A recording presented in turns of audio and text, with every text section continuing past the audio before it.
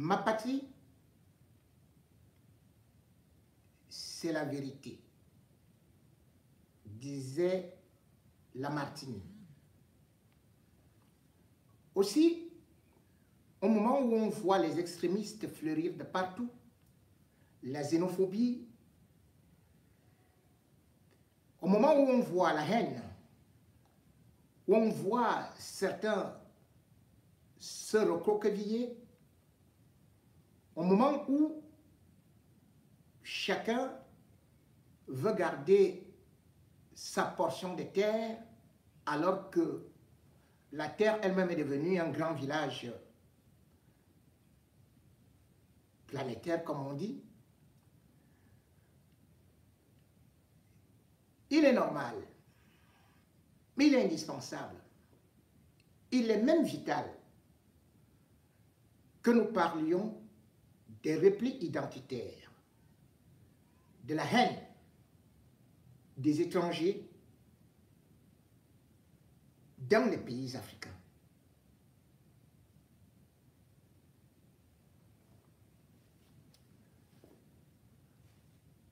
C'est bien beau de se taper la poitrine qu'on est panafricaniste. C'est la chanson en vogue. On est panafricaniste. Quand on voit ce qui se passe au Mali, tous les Africains disent « Bravo, oui, vive le Mali, vive Assimi Goïta ». Là-bas, le Mali devient leur pays, qu'ils soient ivoiriens, sénégalais, gabonais, tchadiens, camerounais, équato-guinéens, bref, eux tous, ils se lèvent comme un seul homme. Ils sont des panafricains. Ils sont prêts à vous dire que les Occidentaux sont les ennemis qu'il faut combattre, dont les Africains doivent faire bloc. Quand c'est Ibrahim Traoré, oui, nous tous nous sommes burkinabés, c'est magnifique, c'est fantastique, tout ce qui arrive, l'Afrique est en train de se réveiller, oui, c'est ça l'Afrique, l'Afrique doit être unie, on veut même les États-Unis d'Afrique. Quand c'est le Niger, oui, vive le Niger, qui veut pour sa souveraineté, et ainsi de suite, et tout. Ça, c'est pour les dire. Mais, les mêmes qui se plaignent du racisme, de la xénophobie à l'étranger, sont ceux-là même qui, dans leur pays, ne veulent pas voir leurs frères. Tu viens de quel pays? Va chez toi, rentre chez toi. Ce n'est plus ça. Tu viens de quelle région? Hein? Va dans ton village. Même dans le village, ton ethnie, non, non, non, l'ethnie si. C'est vous qui êtes sales, c'est vous qui êtes des bandits, c'est vous qui êtes des voleurs, c'est vous qui êtes ceci et cela. Non, rentre dans ton... Tu vas même dans ton village, c'est encore le même problème. Voilà donc une Afrique morcelée. Voilà une Afrique balkanisée. Voilà une Afrique totalement divisée, qui s'est repliée et qui est à la recherche d'une soi-disant identité de l'authenticité. Pendant ce temps, des grands blocs se forment ailleurs. Vous allez voir, à l'instar des États-Unis d'Amérique, l'Union européenne est née. Et quand les Européens se dressent contre quelqu'un, vous n'allez pas entendre que, voilà, tu es espagnol, tu ne te mêles pas. Tu ne vas pas entendre que tu es italien, tu ne vas pas entendre que tu es allemand, tu ne vas pas entendre que tu es français. Quand ils disent qu'ils combattent la Russie, boum, tous ensemble. C'est comme ça qu'ils agissent. Mais chez nous, en Afrique, ça devient de plus en plus inquiétant. Et si je prends la parole aujourd'hui, c'est par rapport à la situation qui prévaut actuellement au Gabon.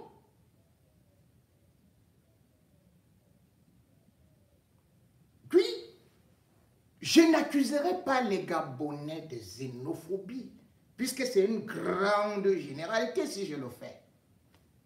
Je ne dirai pas que les Camerounais sont des saints et sont des victimes. Non. Mais c'est ce qui se passe dans les réseaux sociaux. Et je ne vois pas les autorités intervenir entre des nations sœurs, entre des pays frères, entre même des gens qui sont et qui revendiquent parfois être du même groupe, de la même ethnie ou du même clan. N'a-t-on pas entendu certains dire qu'il y avait le grand clan Fang, Betty, ainsi de suite, et que c'est le même clan qui traversait toutes les frontières, allait vers l'autre autorité en Guinée équatoriale, partait au Gabon, partait à tel ou tel endroit, revenait au Cameroun. Ça, c'est ce qui s'est dit. Mais aujourd'hui, on assiste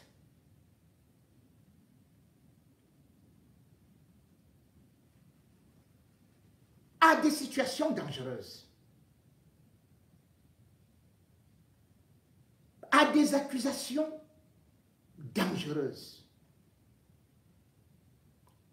On a vu, dernièrement, c'était la Guinée équatoriale qui expulsait les Camerounais. Mais au Gabon, ce qui se passe,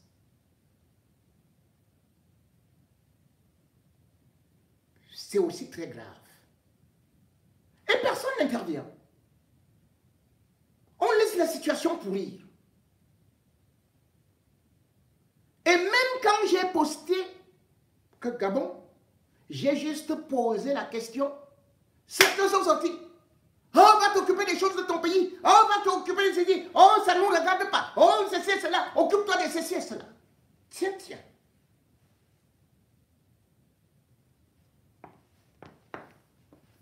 Quand Oligui est arrivé au pouvoir, par le coup d'État, c'est toute la diaspora qui dansait. Il n'y avait pas que des Gabonais. Ali Bongo a fui d'ailleurs la France parce que tous les Africains se réunissaient pour le chasser.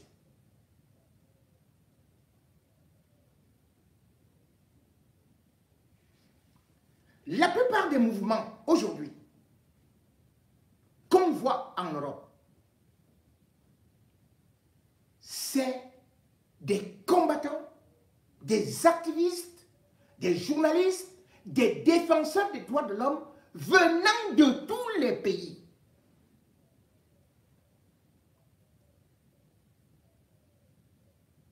C'est ainsi d'ailleurs que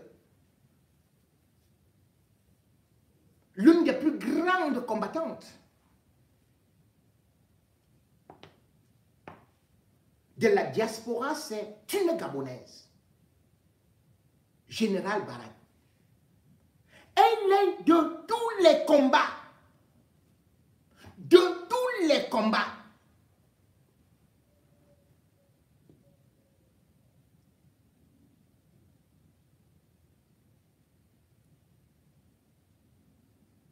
Et je disais tantôt, quand Oligui est venu au pouvoir, toute la diaspora a applaudi. Parce qu'on en avait assez de la tyrannie, de la monarchie d'Ali Bongo, qui voulait installer son fils, son arrière-petit-fils et arrière-arrière-petit-fils. Il a donc été considéré comme le libérateur, le sauveur, mais pas comme Dieu. Les premières actions qu'il a menées ont d'ailleurs été applaudies. Combien de directs j'ai eu à faire ici pour féliciter Oligui Nguema. Parce qu'il était proactif et au-delà de ça, il se souciait du petit quotidien des Gabonais. Oligui s'est engagé dans des réformes. Et même les grands travaux qu'il a engagés montraient que ses actions en quelques mois étaient supérieures à la léthargie vécue avec Ali Bongo, qui était endormi et maintenant remplacé par son épouse et son enfant. Mais Oligui est venu, grand combattant, tout vaillant. On a applaudi. Là-bas, il n'y avait pas de problème. Là-bas, on formait un même peuple. Là-bas, on était dans le panafricanisme. Maintenant, quand Oligui commence à pécher, on dit non, vous ne devez pas critiquer. Non, non, non, non, non, non. Regardez les choses qui vous concernent. Première des choses qui nous concernaient justement, c'était la déportation de Ramon Kota, un activiste qui vivait au Gabon, qui avait tous ses papiers, qui n'avait d'ailleurs jamais insulté Oligui, qui le soutenait à 100%, mais qui plutôt condamnait ce qui se passait au Cameroun avec Paul Biya. Mais c'est le régime Oligui qui l'a déporté. Aujourd'hui, il est entre la vie et la mort. Il est dans le coma. Et si vous dites donc que c'est Oligui qui a l'origine de ça, c'est comme vous se devez pour dire que vous ne devez pas dire que c'est Oligui. Vous ne devez pas dire que Oligui a collaboré avec un tyran. C'est de la tyrannie. Aucune loi n'a été respectée. Comment a-t-il pu, alors que les lois internationales l'interdisent, faire déporter par ses services de renseignement, après que le gars ait été torturé jusqu'à aujourd'hui? Sa famille est restée au Gabon.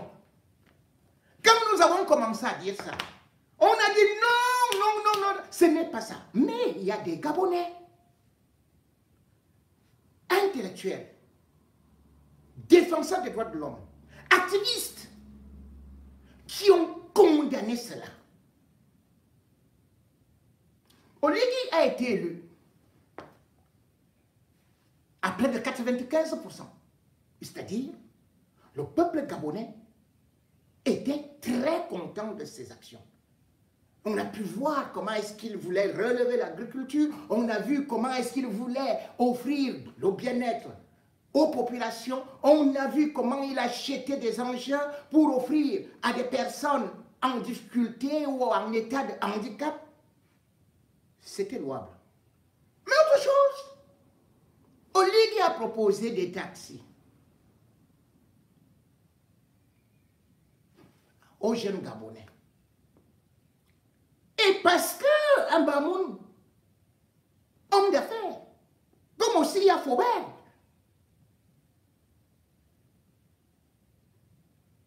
a lui acheté des taxis, j'ai vu mes frères gabonais certains monter pour dire que oh, ce n'est pas possible, ce n'est pas possible de faire la concurrence avec le chef de l'État. Hein? Les Gabonais vont faire quoi? Vous avez déjà vu un Gabonais qui est taximan au Cameroun?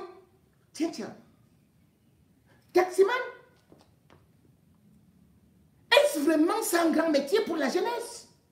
La jeunesse gabonaise instruite. Taximan? Mais ce sont plutôt les immigrés qui font ce boulot. À 80%. Dans tous les pays. C'est comme aussi les petits boulots. Généralement, les pays développés prennent cette main-d'œuvre. Ce n'est donc pas pour dire que taximan, c'est devenu une provocation contre Oligui Nguema. Nous nous sommes calmés. Nous avons dit, bon, c'est peut-être ça aussi. Mais aujourd'hui, une affaire est en train de devenir un problème national, voire international. Un Camerounais a eu eu des propos violents, voire insultants, vis-à-vis de Oligui Nguema. C'est là où on a vu des gens sortir comme des essaims d'abeilles. Parce qu'il aurait traité Oligui Nguema de sauvage. On a dit, un Camerounais qui vient traiter notre président, qui vient lui manquer du respect, qui vient l'insulter, ce n'est pas possible. Allez, il faut le mettre en prison, il faut le destituer, il faut le renvoyer. C'est devenu une affaire de tous les Camerounais. Mes frères, les réseaux sociaux sont chauds.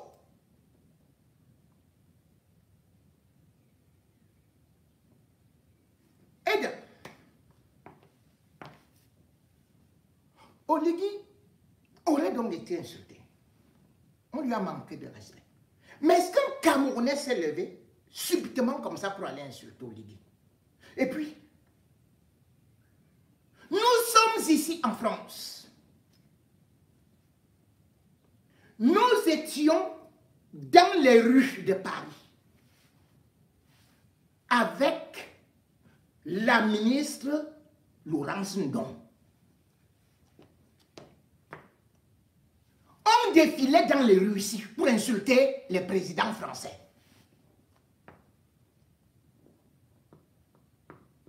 On a combattu Sarkozy ici. On a tout dit, dessiné Sarkozy avec les cornes. On défilait dans les rues d'ici. Nous étions avec les activistes gabonais. Jusqu'à présent, aucun n'a été arrêté, envoyé en prison. Nous étions avec des Ivoiriens. Nous avons marché jusqu'à La Haye par rapport à Gbagbo. On a insulté tous les chefs d'État occidentaux.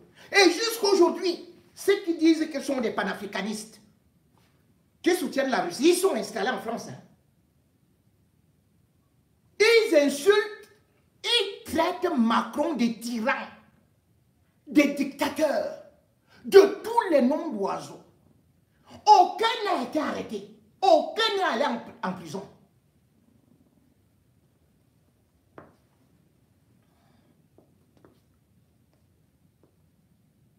Donc, eux ne sont pas des présidents. On a même vu comment un président se faisait gifler ici, c'est-à-dire que Macron. On a bien versé des farines sur des présidents ici. Les tomates et tout. Mais parce qu'on a insulté, on a dit qu'Oligui est sauvage.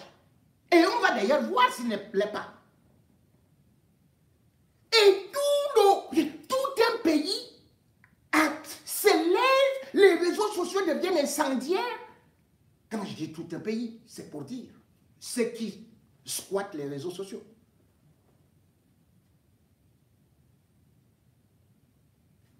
Et d'ailleurs, j'ai entendu des choses.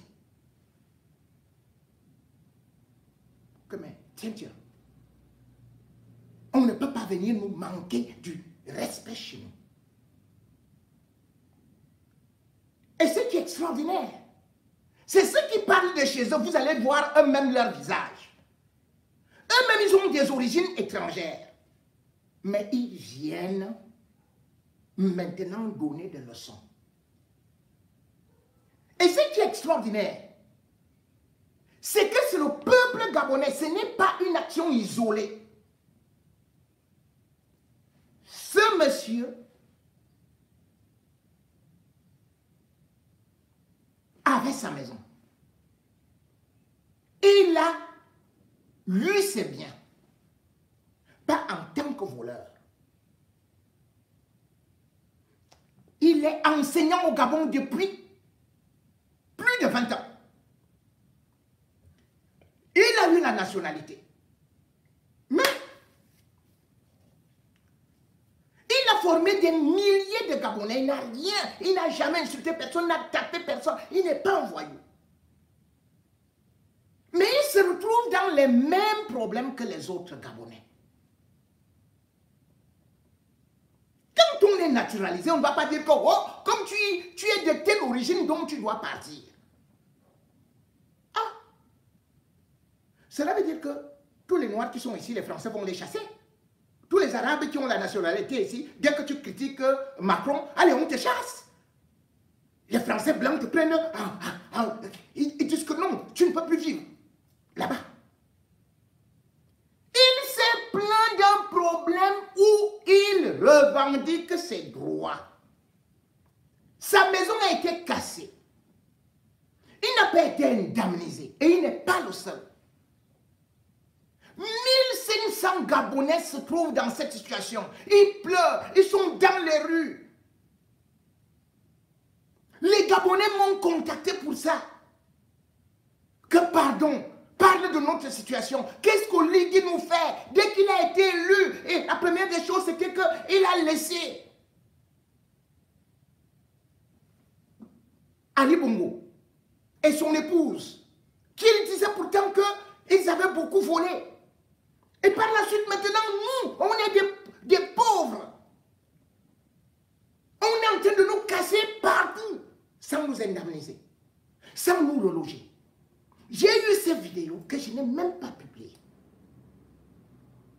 J'étais sidéré en voyant ça.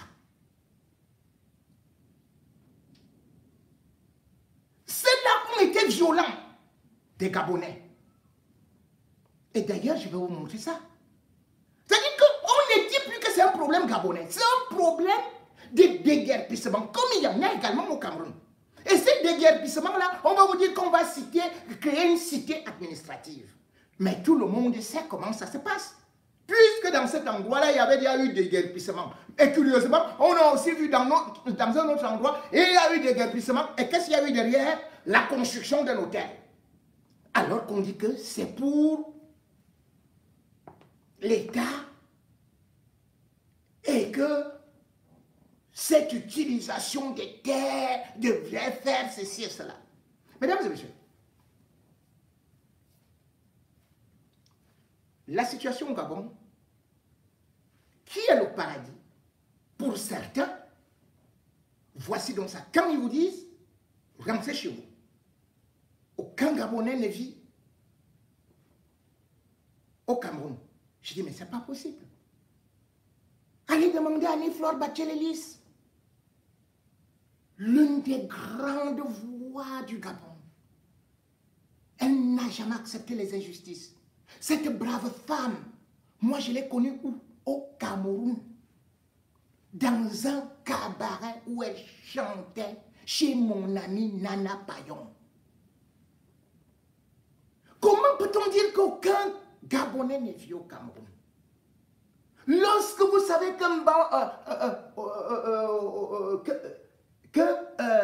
par exemple, quand le président gabonais arrivait,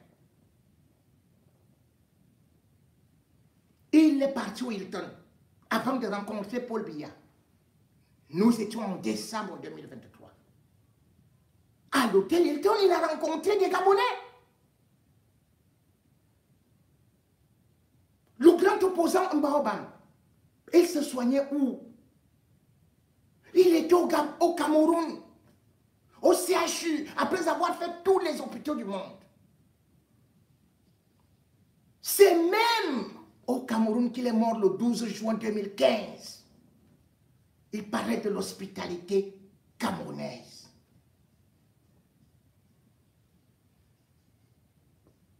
Quel pays aujourd'hui peut dire qu'il ne veut pas d'étrangers? Quel pays aujourd'hui peut dire qu'il se suffit et qu'il peut fonctionner sans étrangers? On dévie le débat, ça devient une affaire d'étrangers. Alors qu'il y a un véritable problème. C'est les déguerpissements. Avant d'accuser les Camerounais, ce n'est pas des Camerounais qui ont fait le déguerpissement, mais c'est bien le régime Oligui. C'est bien le régime Oligui Nguema.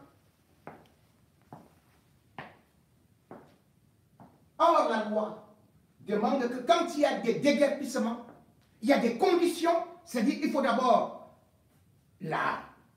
ce qu'on peut dire, le relogement, le recasement, les indemnisations.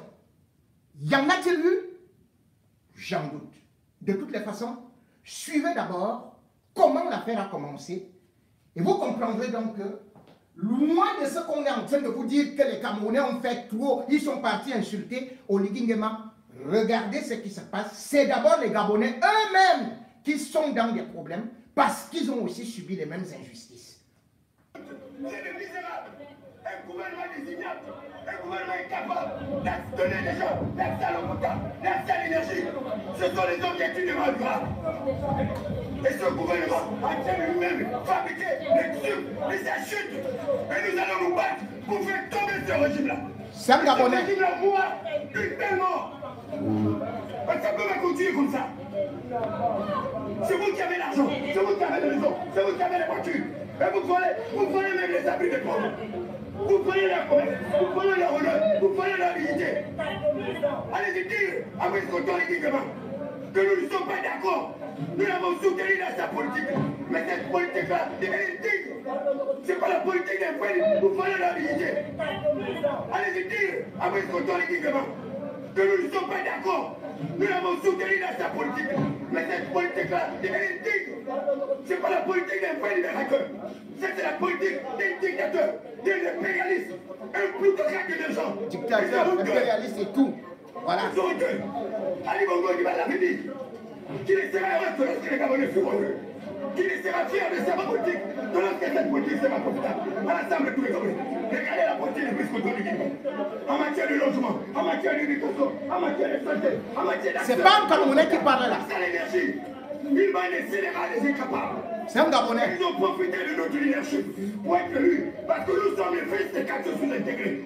C'est grâce à nous que Brice-Coton a eu les quartiers de 14 De la même manière, nous l'avons permis de légitimer le pouvoir. De la même manière, il tombera comme un fruit mûr. Retenez bien ce que je dis. Brice-Coton il partira également de la même manière qu'Ali Bongo est parti. Ça, je vous le dis avec serment.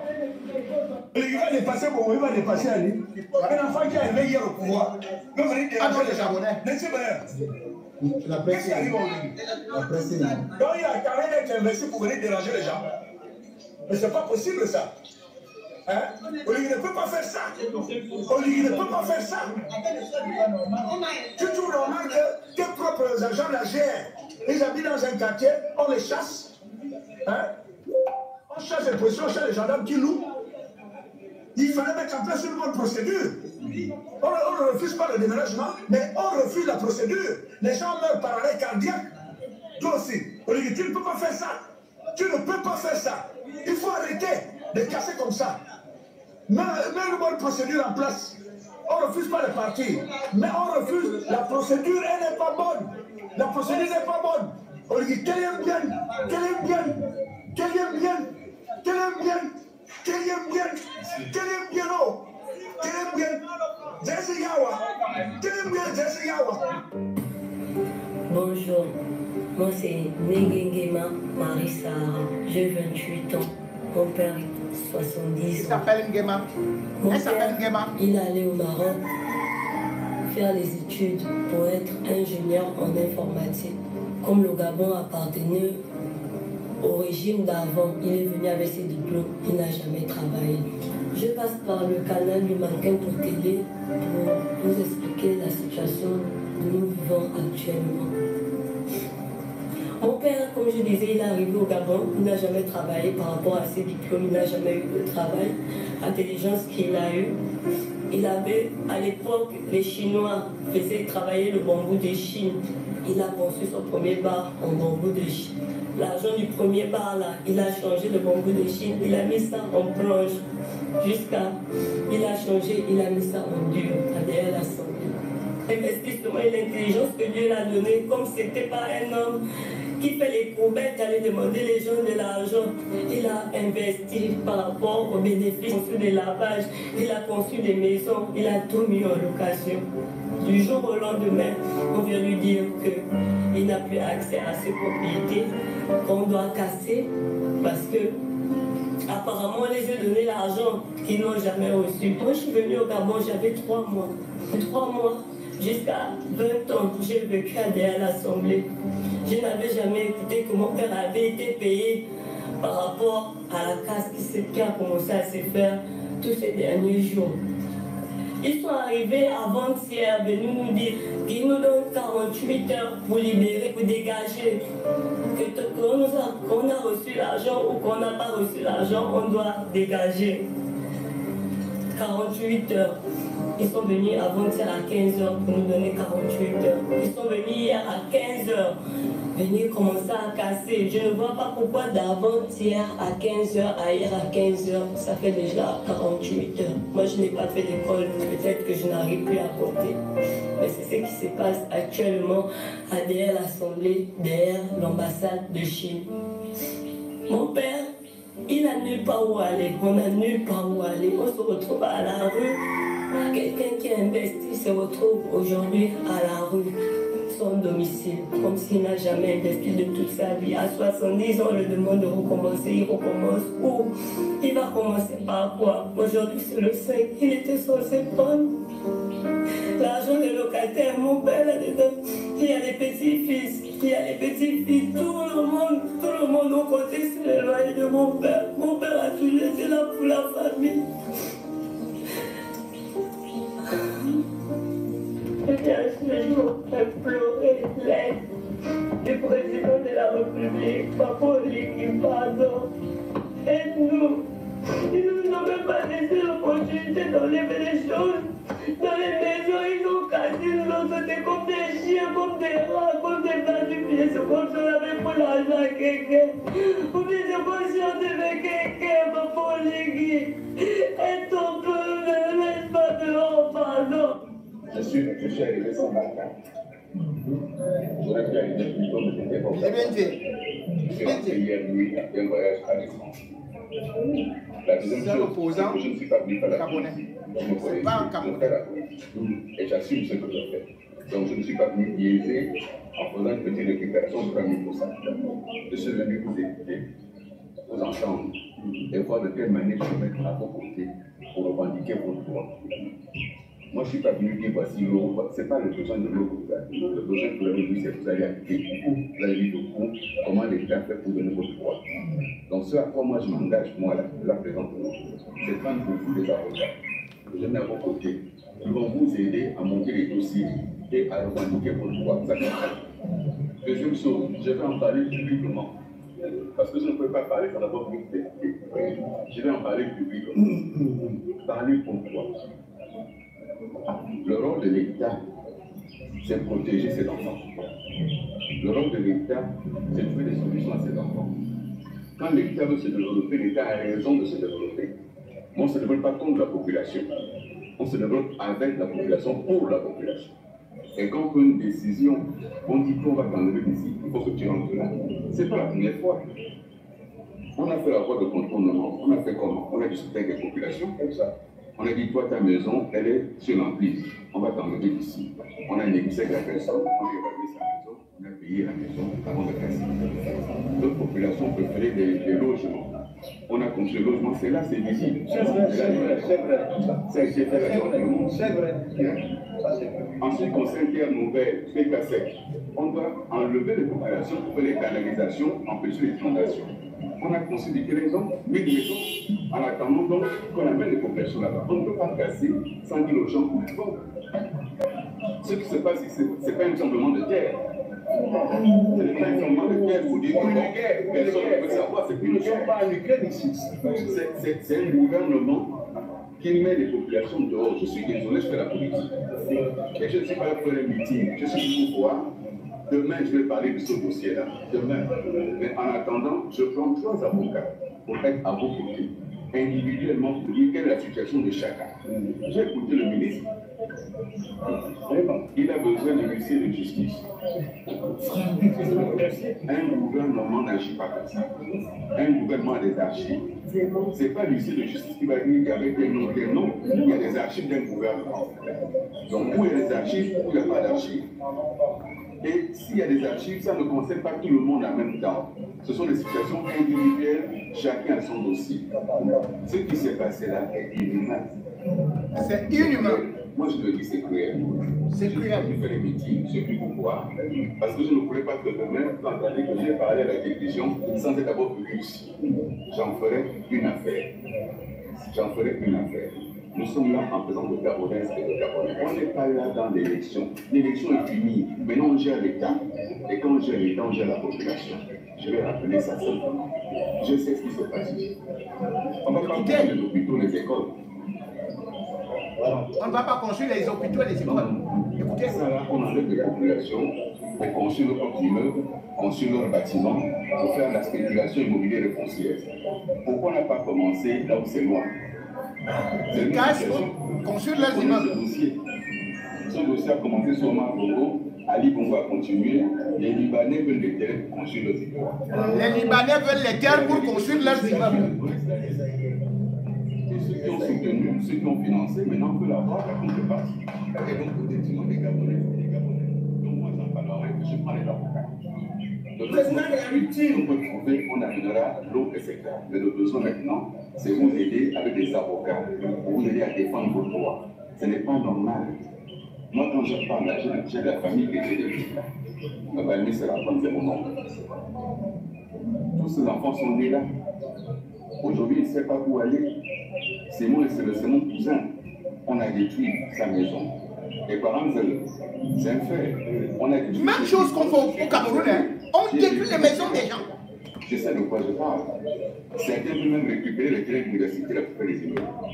Oui, ils vont même récupérer le terrain de l'université pour faire leurs immeubles. Comme les Montagnolo. Même si on donne l'argent, vous irez à un endroit et demain après le même État viendra pour dire que le titre foncier. Combien de gens au Gabon ont le titre foncier? Combien de gens? Rien que Libreville, sont près de 80% des gens à Libreville n'ont pas de titre foncier. 80% des gens à Libreville n'ont pas de titre foncier. Mais maintenant, certains disent qu'ils n'avaient pas le titre foncier au Camerounais.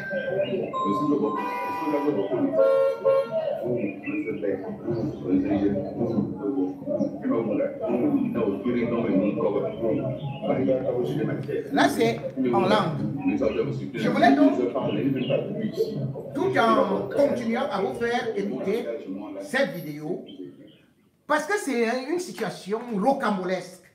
Quand certains activistes prennent cette affaire comme si c'était une affaire d'un Camerounais qui est parti manquer du respect au chef d'État gabonais.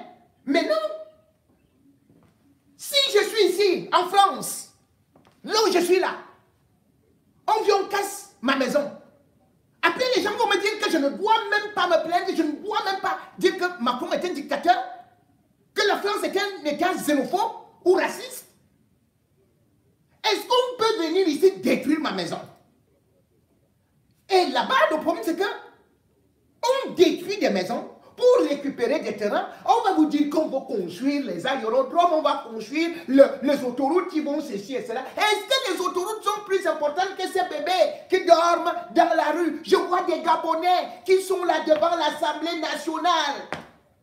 Devant l'Assemblée nationale, des Camerounais qui ne peuvent pas parler. Les Tchadiens qui ne peuvent pas parler. Mais ce n'est pas possible. On va vous dire que non, c'est parce que vous avez manqué de respect. Donc, vous arrachez ma maison. Vous la détruisez. Vous ne m'indemnisez pas. Vous me jetez dehors. Et vous me dites que parce que je ne suis pas gabonais, je ne dois pas parler. Je ne dois pas pleurer. Parce que c'est un crime de lèse-majesté.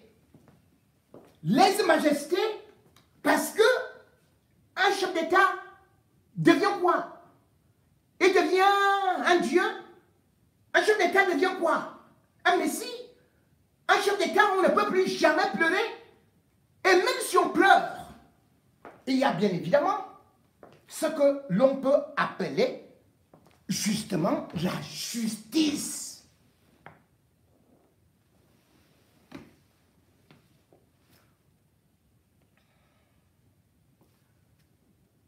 Parlant de justice, le Gabon et le Cameroun sont des pays frères. Mais sauf que ces pays fonctionnent parfois comme s'il n'y avait pas de justice. Et comme s'il y avait des super dieux. Manquer de respect, insulter un chef d'État, ça a été prévu par la constitution gabonaise. Cela veut dire qu'ils savent que ça arrive. Que ça pourrait arriver. Et ce n'est pas une condamnation à mort.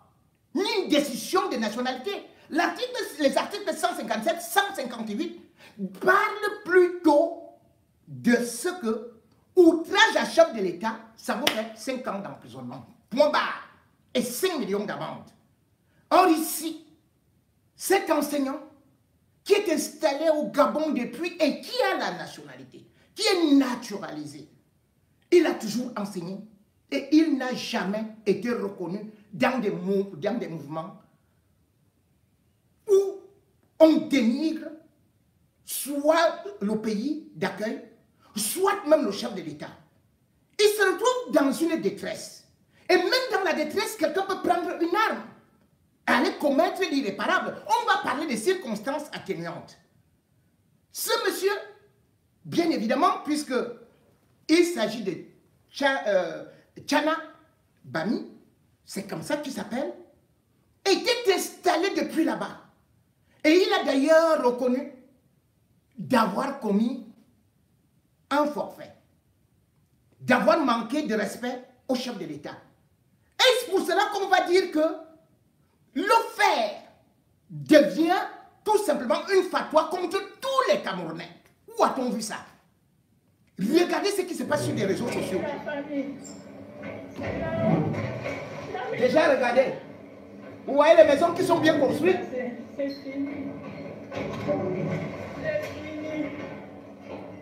C'est pas des tourdis qu'on détruit là. Vous voyez les investissements que quelqu'un peut mettre. Et on dit non, on avait déjà dédommagé, on demande où est donc la liste des gens qu'on a dédommagés, on ne sait pas.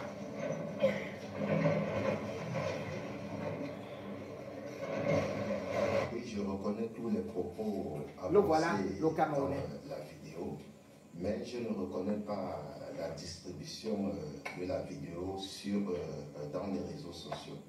Je reconnais avoir envoyé deux de ces vidéos au Cameroun et trois aux amis et connaissances d'ici, à Libreville. Sûrement, l'une des personnes a eu à distribuer la vidéo au niveau, je dirais, international. Mais je reconnais, j'assume l'entière responsabilité des propos qui sont avancés dans la vidéo. Il n'y a même pas un mot que je peux nier. Mais pour quel but vous avez envoyé cette vidéo au Cameroun et partagé? Donc maintenant, c'est interdit d'envoyer une vidéo au Cameroun. Je dis à ma famille qui est sur incroyable. Un nouveau délit. Que désormais, ma maison qui se trouve à Plein-Oreti n'existe plus. C'était pas pour autre chose. Et d'ailleurs, ce sont mes proches. Mais ce sont mes proches et je ne puisse pas croire un seul instant qu'ils peuvent être à l'origine de la distribution. Êtes-vous propriétaire d'un titre foncier? Non, je ne suis pas. Personne appelé à Plein-Oreti. Personne n'a le titre foncier. Personne. Personne n'a le titre foncier. Bilebin disait d'ailleurs que 80% des Camerounais. Écoutez maintenant dans les noms. Bonjour l'Afrique. Voilà quelqu'un qui dit bonjour l'Afrique. Je suis membre du Conseil du président de la République autoproclamé depuis le 30 août 2023, date de notre libération en République gabonaise. Alors, il est pratiquement 16h05 à Port-Gentil. Je viens là m'adresser aux autorités camerounaises. Très chers frères africains, autorités camerounaises, je viens très respectueusement vous poser cette question. Que fait le service d'immigration au Cameroun? Est-ce que vous travaillez? Parce que franchement, que soit sur la zone, que soit la voie terrestre ou encore aérien, il doit avoir un filtrage, un toilettage de vos concitoyens qui sortent. Mais vous ne pouvez pas, n'est-ce pas, vous êtes conscient du comportement amer, indésirable de vos compatriotes. Vous connaissez la racaille qui vit en République camerounaise, mais vous voulez la refouler à d'autres. Ce n'est pas du tout sérieux. Donc, Foko Faubert, c'est la racaille. Autorité camerounaise. Vous ne pouvez pas laisser votre racaille sortir et vous faire du tort à l'étranger. La même racaille, on les a chassés de la Guinée équatoriale. Nous aussi, ici au pays, ici au Gabon, mon pays, nous sommes en train de nous apprêter à vous ramener votre racaille. Et d'autres pays vont suivre parce que le comportement qu'ils affichent au Gabon, ils le font partout. Mais il y a bien des méthodes pour n'est-ce pas, séquestrer ces gens-là, pour les garder sur votre sol. Hein? Il y a la prison, il y a l'asile. Un exemple. Des centres de psychiatrie, il y en a là-bas. Parce qu'à la limite, ces gens-là manquent d'éducation, manquent de tout raisonnement humain. Tout raisonnement humain. À la limite, manque d'éducation, raisonnement humain. Voilà un analphabète. Hein? On a l'impression de voir, n'est-ce pas, des dérivés de la race humaine, des épaves humaines. Si ce n'est pas dans le... Il est en liberté, c'est monsieur, c'est une star. Au Gabon, comme disent mes frères du pays de Fouet-Boigny. C'est dans l'empoisonnement, dans la trahison, dans la tuerie, dans l'assassinat. Comment, j'ai oublié, dans l'impolitesse notoire. C'est pas possible, très chères autorités. Essayez, n'est-ce pas, de maîtriser ça. Monsieur Paul Biya a tenté à tout faire pour, n'est-ce pas, les tenir à l'aise. Oui. Il a tout fait, mais même les priver de tout pour qu'ils ne sortent pas, pour qu'ils restent là-bas. Mais ces diables-là trouvent des moyens pour sortir de ce pays-là. Ils prennent là le désert. Beaucoup meurent même dans le désert. Beaucoup meurent à l'eau. D'autres se mettent au milieu des macabots, au milieu des cochons, au milieu des bananes formalisées pour arriver au Gabon. Mais comment on va s'en sortir avec un peuple comme ça, dans l'Afrique? C'est à vous, les autorités camerounaises, à prendre, n'est-ce pas, vos responsabilités. Prenez vos responsabilités. Vous ne pouvez pas, vous avez mal élevé un enfant chez vous, et puis le refouler aux autres. Pourquoi?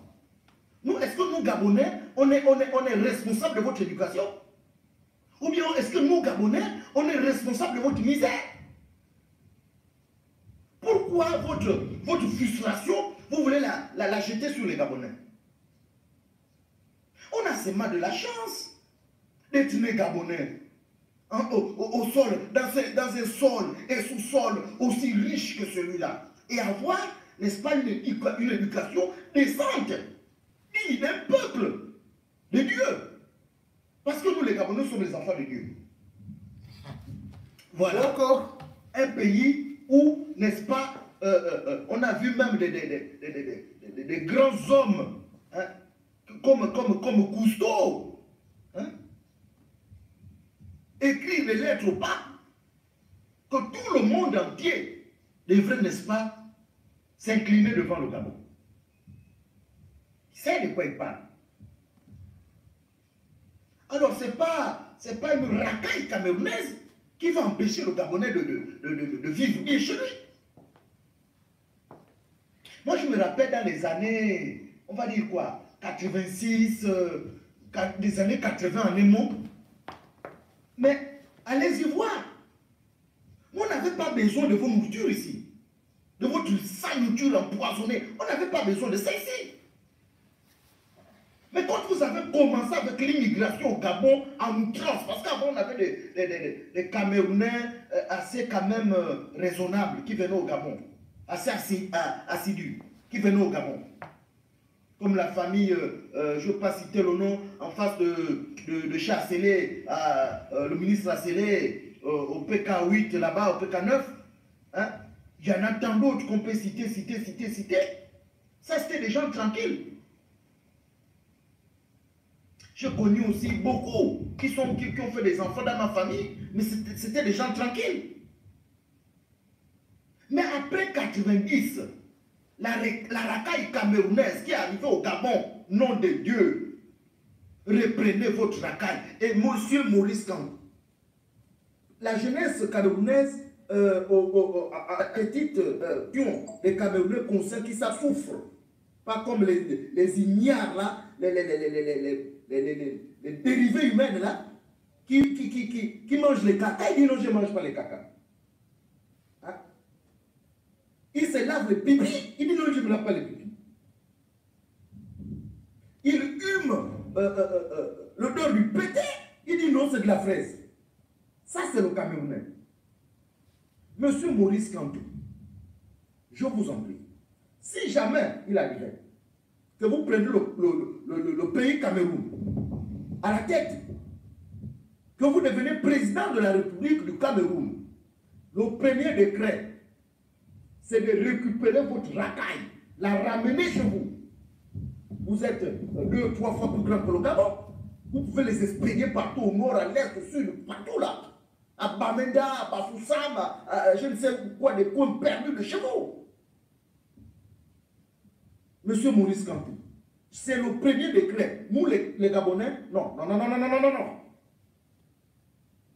Les faux docteurs camerounais, les vendeurs de tabac camerounais, les tueurs camerounais, les sauvages camerounais, les impolis camerounais, on n'en veut plus ici. Et nous, on va vous renvoyer votre racaille. Ne vous en faites pas. Nous allons l'expédier. Nous allons l'expédier. Vous n'êtes pas un peuple vivable. Vous êtes invivable. On vous donne tout. Vous chiez sur les mains des gens. La racaille camerounaise, désormais, votre nom, c'est les Macabos. Voilà. Vous êtes des Macabos. Peuple inconscient, peuple des malades mentaux, peuple souffrant d'un handicap psychologique et mental. Allez chez vous. Nous ne voulons plus des Camerounais au Gabon.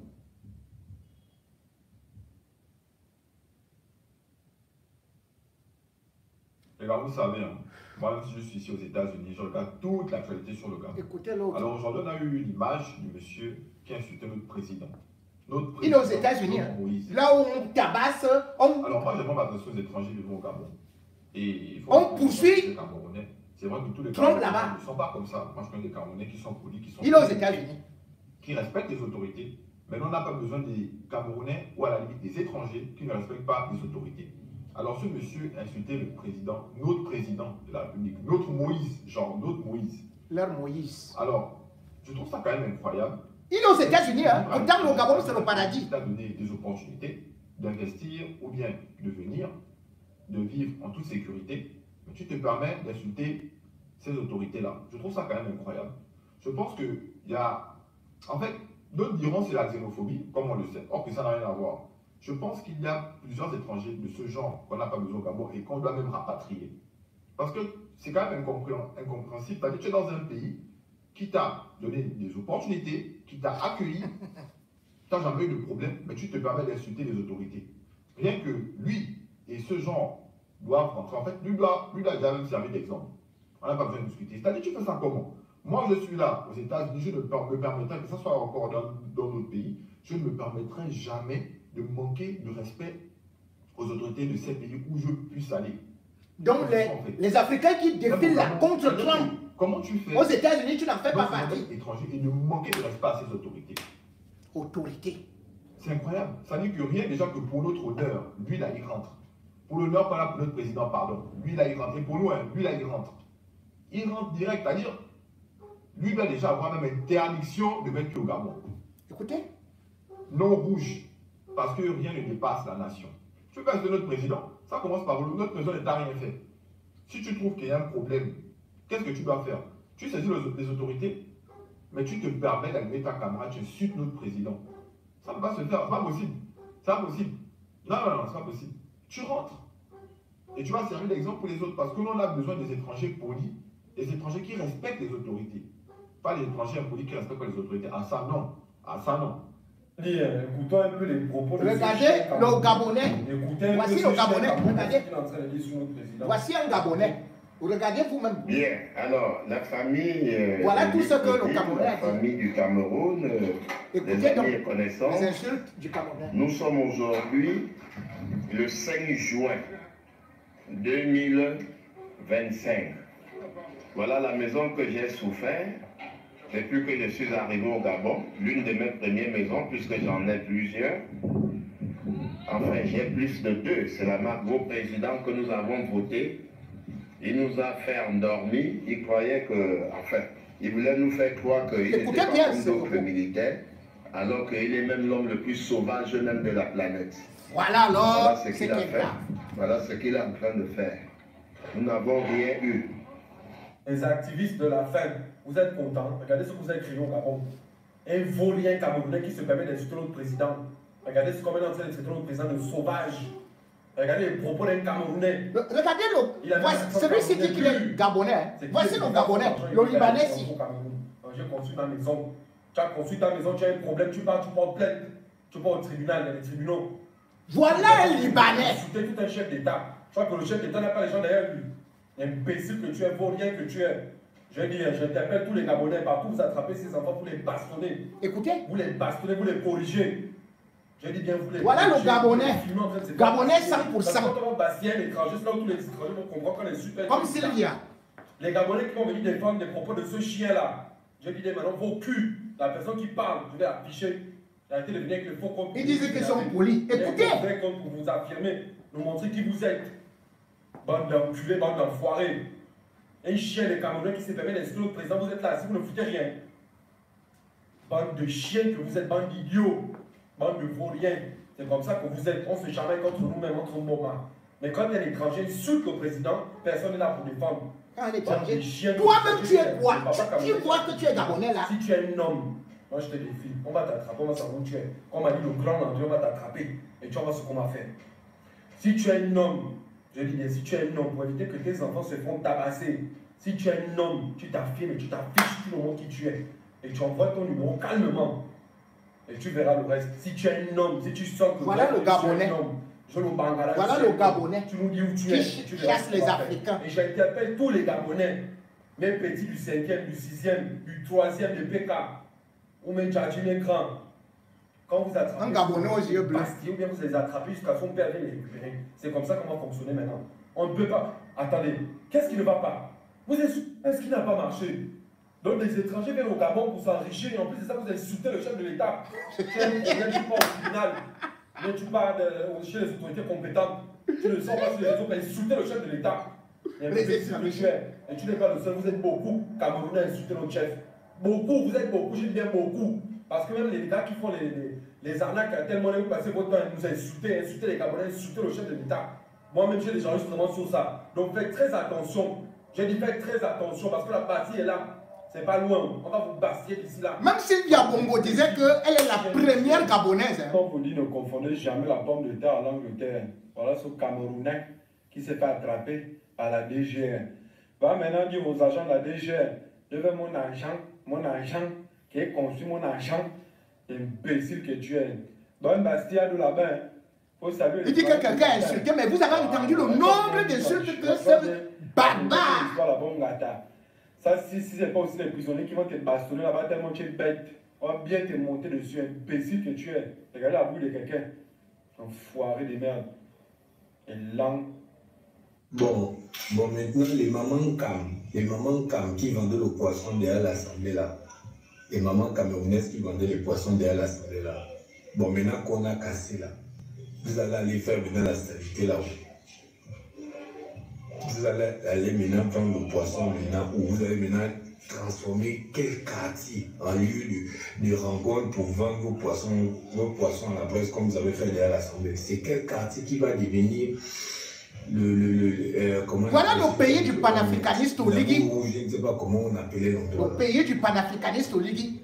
Dès que tu dis un petit truc comme celui, sur les réseaux sociaux, la DGR vient te chercher. Il n'y a pas les trucs des longs, je ne sais pas, des longues places où il y a seulement le poisson. Non, s'il vous plaît, ne venez pas dans mon quartier, pardon. Allez-y vous installer même en Zayon, allez-y vous installer même au Chabou, dans Jataba. Ok. Mesdames et messieurs, ceci montre la gravité de certains faits qui sont laissés avec la complicité de l'État. Ces propos hyper violents, balancés à l'unisson et sans la moindre punition. Mais vous vous rendez compte?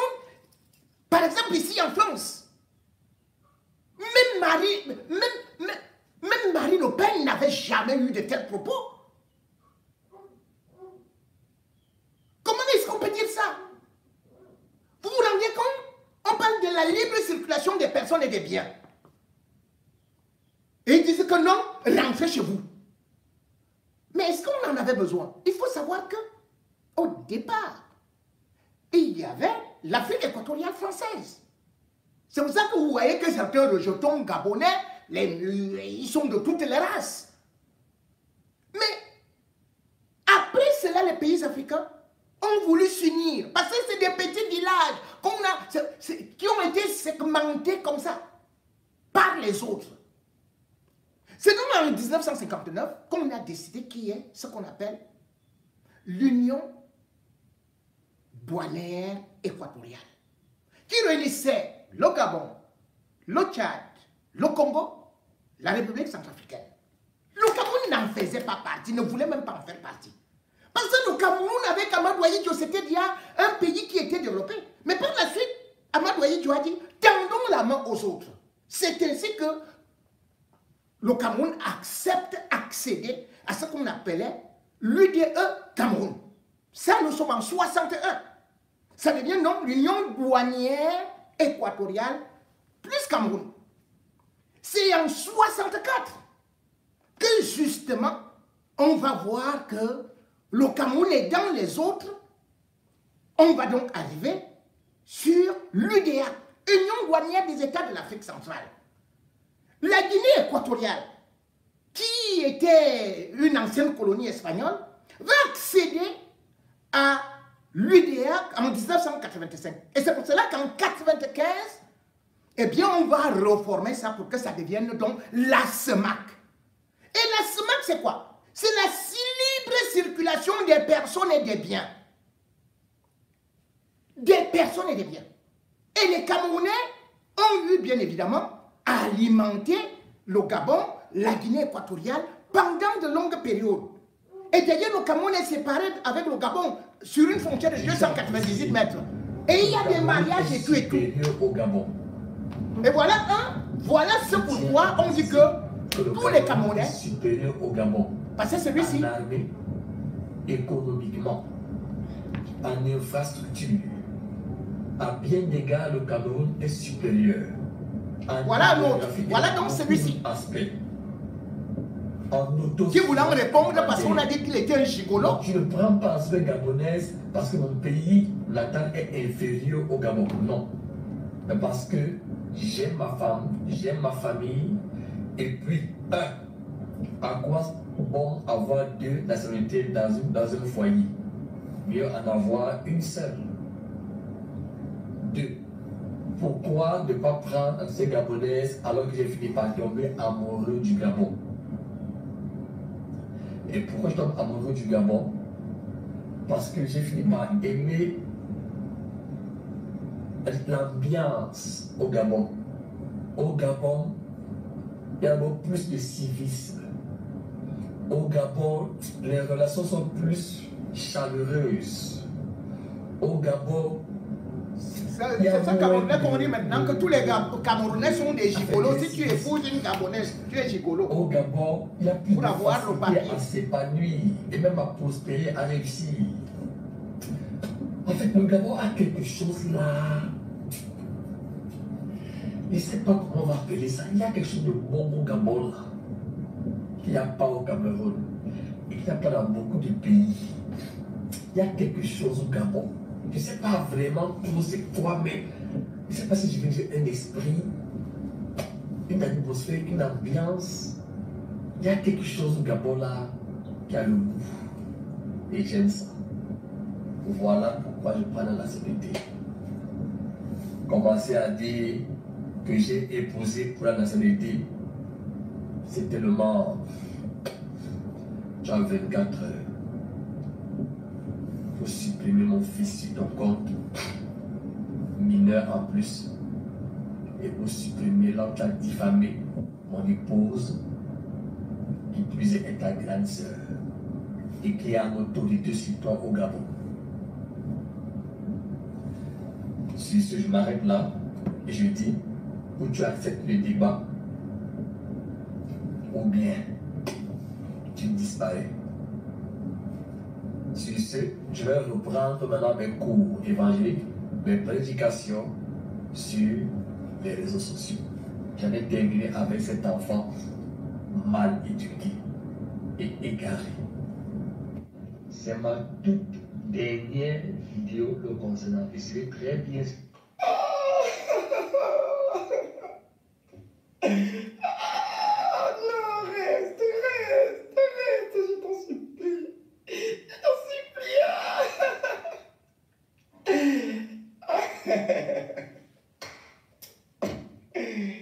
Ça sont des aventuriers. Oh, le gigolo national. Moi, Nziengi, Ntuntumu Nzugi, du riche Brel. Enfant du diable, enfant de Satan, serviteur de Lucifer. J'ai été avalé 3 jours et 3 nuits dans le ventre du diable et je suis ressorti vivant. J'ai fait le travail de mon père, destiné aux enfers, condamné pour l'éternité. Je ne porterai jamais plainte à un humain. Mais vous, les enfants de Jésus, vous, les enfants de la lumière, je vous exhorte à me porter plainte. Et dépêche-toi de me porter plainte. Dépêche-toi vite là. C'est quoi, c'est ça? Porte-moi vite plainte. Tu es venu parler ici, affiche ma femme, affiche ma famille, tu as croisé l'homme, je ne te laisse pas. 2 vidéos, c'est moi qui suis en train de perdre les pédales. 2 vidéos. Dépose-moi plainte de citation directe ou je ne sais pas, fais ce que tu veux vite là. Chacune de tes vidéos, tu as fait 3 interventions sur moi, je ne t'ai pas répondu. Et quand j'ai répondu, tu as fait une 4e intervention où tu as dit affiche ma famille, affiche, fouille le téléphone de ma femme, tout, affiche. Maintenant, je n'affiche que 2 vidéos, tu es déjà, c'est ma dernière vidéo contre le chocolat. Oh, dégage, gigolo. Tu conduis même les. J'ai des choses que je ne voudrais pas que vous suiviez. Parce que c'est beaucoup plus violent, c'est indigne, et surtout que, comme j'ai dit, la vidéo que je suis en train de faire, c'est direct. C'est pour interpeller les autorités gabonaises, et particulièrement Oligui Nguema. Oligui Nguema est jeune. Et Oligui Nguema sait que personne ne peut dire que son État seul, il va y rester avec son peuple. Si Oligui Nguema restait au Gabon toute sa vie durant, aurait-il eu cette formation? Il est parti se former à l'extérieur, et plus particulièrement au Maroc. Le Cameroun a même formé l'ancien chef d'État du Congo. Le Cameroun a même formé l'ancien chef d'État de Lubangui Chari, qui est devenu la République centrafricaine. Le Cameroun, c'est une terre d'accueil. Et il faut savoir qu'aujourd'hui, les peuples qui disent rentrer chez vous sont des peuples condamnés à la pauvreté. Pourquoi? Parce que vous constatez aujourd'hui que beaucoup d'Africains vont où? Ils vont au Canada. Le Canada a besoin de la main-d'œuvre étrangère. Le Gabon s'est dit aujourd'hui le petit Dubaï d'Afrique, tout comme la Guinée équatoriale l'a prétendu. Par des réserves pétrolières, par des richesses minières, ainsi de suite. Félicitations. Mais sauf que, est-ce que les autorités gabonaises ne voient pas que de tels propos risquent de chasser les étrangers et que les étrangers ne sont pas ceux-là qui nuisent à un pays? Bien au contraire. Peut-on faire Dubaï rien qu'avec les Émiratis? Non, ils ont vite compris cela. Regardez les Émirats arabes unis. Les Émirats arabes unis, aujourd'hui, ont plus de 10 millions d'habitants. Tout le monde, les Africains, oh, je m'en vais à Dubaï, je m'en vais faire ceci, le commerce, je m'en vais faire ceci et cela. Moi, juste. Est-ce que vous savez que les Émirats arabes unis, donc les Émiratis, les autochtones, les gens de ce pays-là, ils atteignent à peine 1 million, sur plus de 10 millions, parce que bientôt 11 millions. Tout le reste, ce sont les étrangers. Ce sont les étrangers qui ont fait Dubaï et les Émirats arabes unis. Dubaï seul aujourd'hui, c'est plus de 3 800 000 habitants, c'est-à-dire que ça dépasse tout le Gabon, toute la population du Gabon. Mais de ces gens, vous allez trouver 95% d'étrangers. Je dis bien 95% d'étrangers. Vous allez voir, c'est eux qui font le taxi. Comme vous vous dites que vous devez faire au Gabon, c'est eux qui construisent des maisons, c'est eux qui font des jobs, c'est eux qui font ceci et cela et tout et tout. 95% dans leur pays. Et ils en veulent toujours. Puisque l'objectif des autorités émiratis, c'est d'avoir seulement à Dubaï, c'est-à-dire que rien que, je ne parle pas d'Abu Dhabi, hein, seulement à Dubaï, ils veulent en 2040 avoir 4,5 millions d'habitants. Vous dites que vous êtes déjà trop plein comme ça. Vous allez construire les métros comment? Vous allez construire avec la petite main-d'œuvre là. Vous allez construire les TR, les TGV. Vous allez faire comment? Les taxis là, mais vous allez transporter qui? Tous les jeunes, chacun a son taxi. Vous aurez quel client alors? Puisque chacun doit partir chez lui. Mais en même temps, vous voulez être comme Dubaï. Et Dubaï, comme je dis bien, c'est 200 nationalités. Dans le même immeuble, on compte 150 nationalités. Aujourd'hui d'ailleurs, il suffit de monter le dossier. La politique d'immigration est simplifiée. On veut vite que vous partiez. Et même si vous voulez créer une entreprise, on vous appelle vite que venez, venez, venez. Mais vous vous repliez comme à l'époque de Le Pen. Jean-Marie Le Pen. De croire que c'est l'étranger qui est le problème. De croire que c'est l'étranger qui vient voler. De croire que c'est l'étranger, le Camerounais, qui devient le bandit, qui est l'homme sale, qui se lave avec les pipis, qui fait ceci, qui mange les caca. C'est hallucinant. Oligui ne sévit pas. Oligui, le panafricaniste. qui est porte-parole de ton gouvernement, elle n'est-elle pas d'origine camerounaise? Laurence Ndong n'insultait-elle pas avec nous ici, dans les manifestations? Elle insultait ton patron, ton boss, Ali Bongo.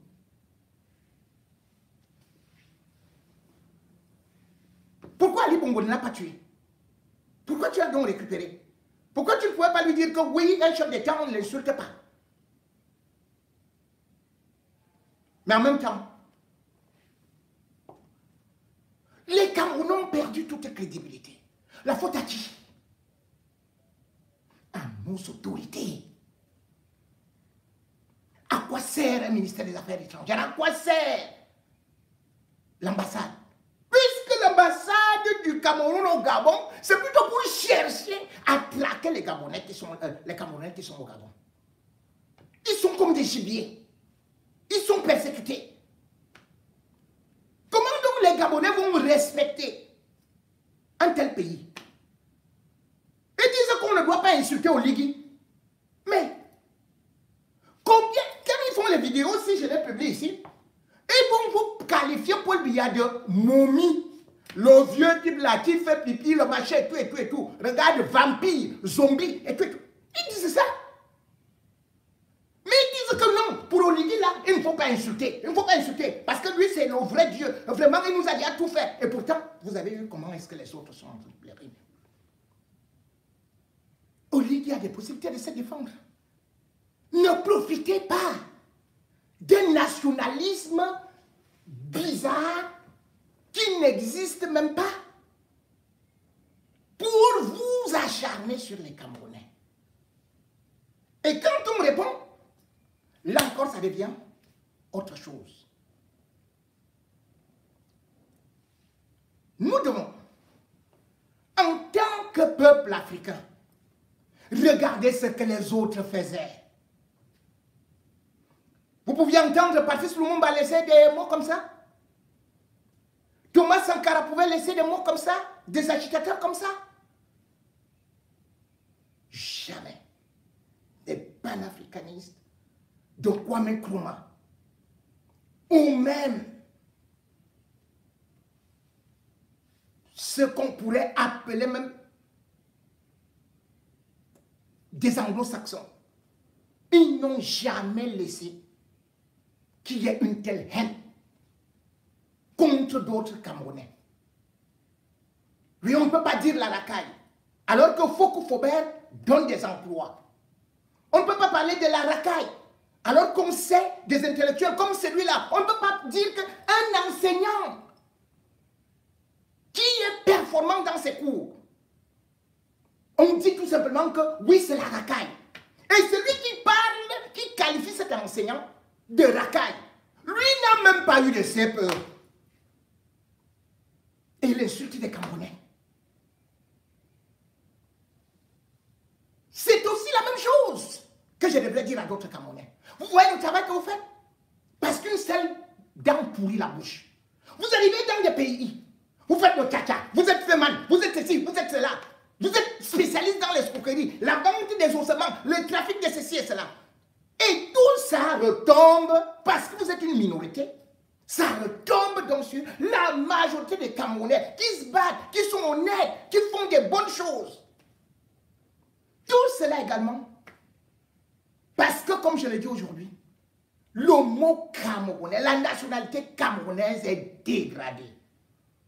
Mais, qu'à cela ne tienne, il y a des Camerounais qui tiennent tête. Il y a des Camerounais qui ont la tête. Et il y a des Camerounais qui ne se laissent guère faire. Et parmi lesquels, cette jeune dame, dont je vais vous faire écouter sa réplique, à ceux-là qui ont voulu faire croire que les Camerounais n'étaient qu'une bande de profiteurs, une bande de sales, ceci et cela, qui peuvent venir seulement au Gabon pour profiter et que le Gabon n'a jamais profité de quoi que ce soit par rapport au Cameroun.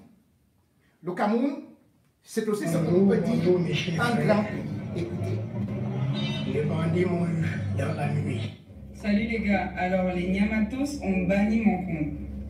Mais j'ai créé un autre compte et le combat continue. Je suis contente parce que ça veut dire au moins que le message ou les vidéos que je faisais sont arrivées à bon port, que les vidéos que je faisais touchaient les Nyamatos au plus profond d'eux. Donc ils se sont associés, ils se sont alliés pour bannir mon compte. Mais je vous ai dit, moi je suis sur TikTok pour dénoncer. Je ne vis pas de TikTok, je ne gagne pas ma vie sur TikTok. Donc je vais arrêter les vidéos quand je serai crevé. Pour l'instant, ce que vous avez fait là, c'est un gros shoot, un gros boost même. Donc on se dit à très bientôt et le pressing continue. J'ai juste pris cette journée pour me reposer. Demain, on recommence. Alors je me rends compte que la xénophobie et la haine des Nyamatos envers les étrangers en général et les Camerounais en particulier est sans limite. Je suis tombée sur la vidéo d'un Camerounais qui se plaignait du fait que sa maison a été démolie derrière l'Assemblée au Gabon et qui n'ait pas été indemnisé.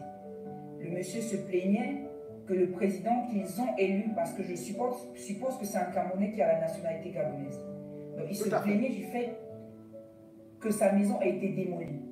Et j'ai vu énormément de vidéos de Gabonais avec pour titre « Un Camerounais insulte le président de la République ». Vous n'en avez pas marre de votre haine? Vous n'en avez pas marre de votre xénophobie? Dites-moi si ce que le Camerounais a dit dans la vidéo était pire que les propos que je vois dans les vidéos des Gabonais. Il y a des mamans gabonaises qui insultent réellement votre président. Il y a des mamans gabonaises qui ternissent réellement l'image de votre président, qui s'indignent de ce qui se passe actuellement derrière l'Assemblée. Mais non, les Nyamatos, vous n'êtes pas concentrés là-dessus. Vous n'êtes pas concentrés sur toutes ces familles qui se retrouvent à la rue. Non, c'est parce que le Camerounais a osé s'indigner. J'aimerais vous poser une question. Il y a énormément de Gabonais qui sont en France, aux États-Unis, et au Canada et dans plein de pays. Ça veut dire que demain, si toi, Gabonais, tu obtiens la nationalité française, tu construis ta maison ou tu achètes ta maison et que l'État vient détruire ça, tu n'as pas le droit de te plaindre sous prétexte que tu n'es pas Gabonais, tu n'es pas français d'origine. Est-ce que vous vous entendez même? Est-ce que votre raisonnement a un sens? Pourquoi vous êtes aussi xénophobe? Jusqu'à jouer, il y a un Libanais qui est soi-disant Gabonais, mais quand on lui parle, il a plus de crédit parce que vous êtes décomplexé. Quand vous voyez la peau blanche, vous êtes tellement complexé à arrêter. Le Camerounais n'est pas responsable de votre malheur. Le Camerounais n'est pas responsable de tous les maux qui vous arrivent. Vous êtes les seuls responsables. Arrêtez un peu. Les Nyamatos, est-ce que ça va? Mais pourquoi vous me menacez comme ça? Pourquoi vous m'insultez comme ça? Ah, mais qu'est-ce que j'ai fait? Jusqu'à les gens me promettent de me tuer. Jusqu'à les gens me promettent de me lever. Jusqu'à il y a des gens, il y a quelqu'un qui m'a envoyé une photo. Il a envoyé mon nom chez un marabout, un ganga. Et qu'est-ce que j'ai fait? Toutes les vidéos que je poste viennent de chez vous, en temps réel du Nyamatos. Pourquoi vous me traitez comme ça? Qu'est-ce que j'ai fait de mal? Pourquoi vous faites ça? Bon, bref, c'était juste pour vous dire que j'en ai rien à cirer de vos menaces de mort. D'accord? Si vous me tuez, j'espère que vous allez rester en vie éternellement. Mais sinon, j'en ai rien à cirer, rien à foutre. Il faut que vous compreniez aussi que le mal fait très mal.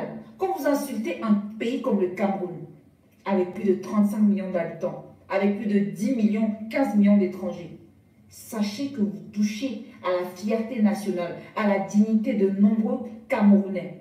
Donc sachez que des fois quand la riposte va se faire, ça sera très violent. Ce que je fais juste, c'est vous mettre face à vos réalités. Les Camerounais n'ont jamais dit qu'ils étaient milliardaires. Les Camerounais n'ont jamais prétendu être riches. La preuve, on va se débrouiller dans n'importe quel pays du monde.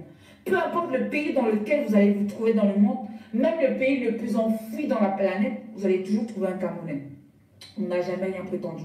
Par contre, vous, vous prétendez être le meilleur pays d'Afrique centrale. Mais je suis en train de constater, force est de constater, que ce n'est pas le cas. Donc arrêtez vos menaces, vos injures. D'accord? Arrêtez de m'insulter, de me menacer, de me... Non, ça ne marche pas avec moi. Je suis désolée. Voilà. Bisous mes petits Nyamatos.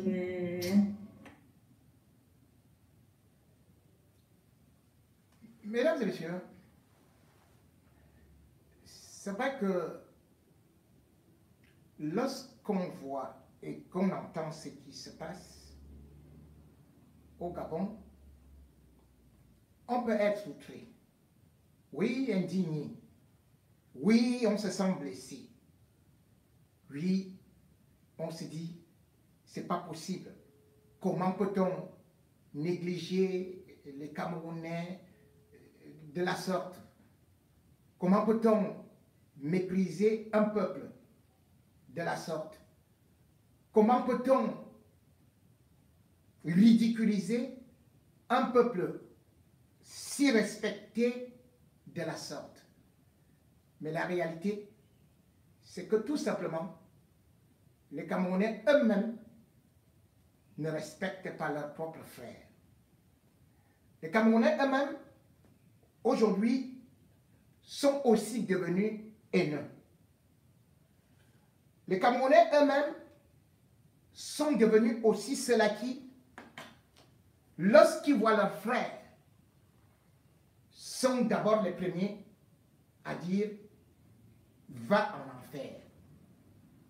Les Camerounais ne sont plus solidaires. Si oui, ils peuvent être solidaires avec parfois des génocidaires. Combien de Camerounais on a vu qualifier les Ambazoniens et même d'autres qui s'opposent tout simplement de terroristes et de ceci et cela. Certains ont appelé carrément les anglophones anglofous. D'autres appelaient ceci et cela. Le Camerounais ne peut plus s'exprimer chez lui. Voilà pourquoi les Camerounais s'enfuient. Quand on demande aux Camerounais de rentrer chez eux, c'est parce que chez eux, il n'y a point de liberté. Chez eux, il n'y a point de sécurité. Chez eux, il n'y a point de dignité. Voilà pourquoi le Camerounais est obligé de s'expatrier. Parce que même quand vous revendiquez le droit le plus élémentaire, c'est-à-dire que même marcher sur ton propre territoire, aller dans ton bureau, aller dans ton siège de parti, et ils vont refuser. Le régime Biya va refuser. Et c'est d'autres Camerounais qui vont être traités de tous les noms d'oiseaux, qui vont chercher ta tribu, qui vont te dénigrer. Quand les autres regardent ça, ils vont donc vous dire, rentrez chez vous. Parce qu'ils savent que le chez nous ressemble désormais à un enfer sur terre.